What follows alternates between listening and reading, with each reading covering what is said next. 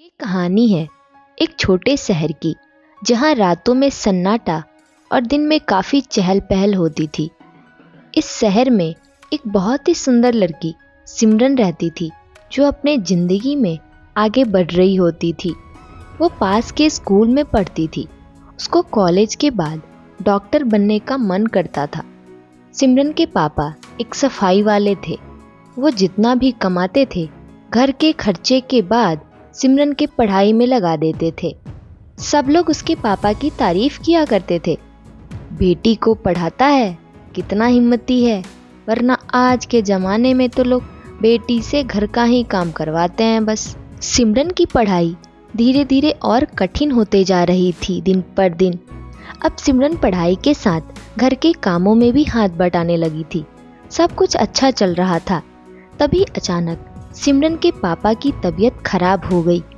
देखते ही देखते उनकी तबीयत इतनी खराब हो गई कि वो उठ भी नहीं पा रहे थे। पहले से ही घर में एक ही कमाने वाला, वो भी बिस्तर पे पड़ा था।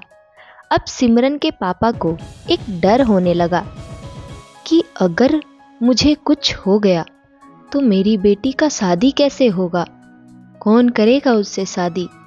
इन सारी बात को सिमरन की माँ से बताते हैं। अगले दिन सिमरन की माँ लोगों से लड़के के बारे में सबसे पूछना शुरू कर देती है। गांव का ही एक आदमी एक लड़के के बारे में बताया, जिसका नाम अरविंद था। सिमरन बेचारी क्या करती, वो समय के मार से कुछ नहीं बोली। कुछ ही दिनों बाद सिमरन की शादी अरविंद से हो गई।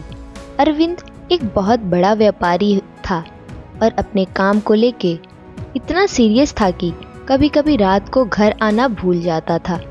इधर सिमरन के पापा की मृत्यु हो गई तो उसकी माँ सिमरन के पास रहने के लिए आ गई।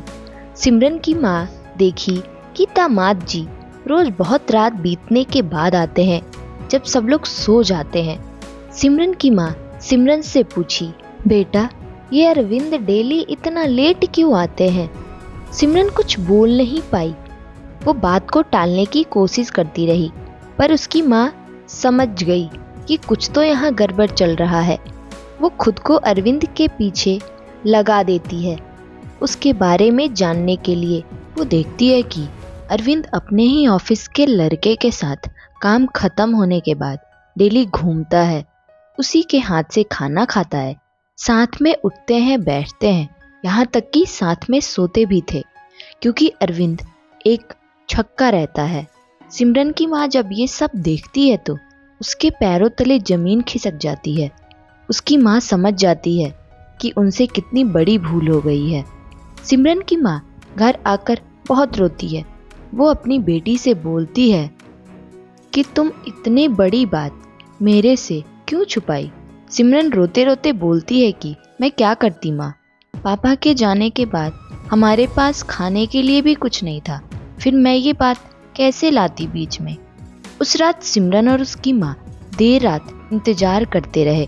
जैसे ही अरविंद आता है, सिमरन की माँ पूछती है, अरविंद आपने शादी ही क्यों किया जब आपको लड़के से शादी करनी थी। क्यों मेरी बेटी की जीवन के साथ खेला, क्यों, आखिर क्यों। अरविंद रोते रोते उनके पैरों में गिर जाता है।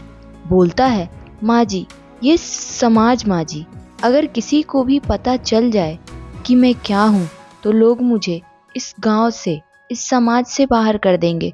मैं ये सिर्फ समाज से बचने के लिए किया है। मैं सिमरन को आज तक छुआ भी नहीं हूँ।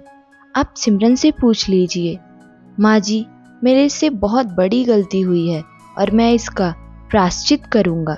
मैं सिमरन को पढ़ाकर डॉक्टर बनाऊँगा और फिर उसकी शादी किसी अच्छे घर में कराऊँगा।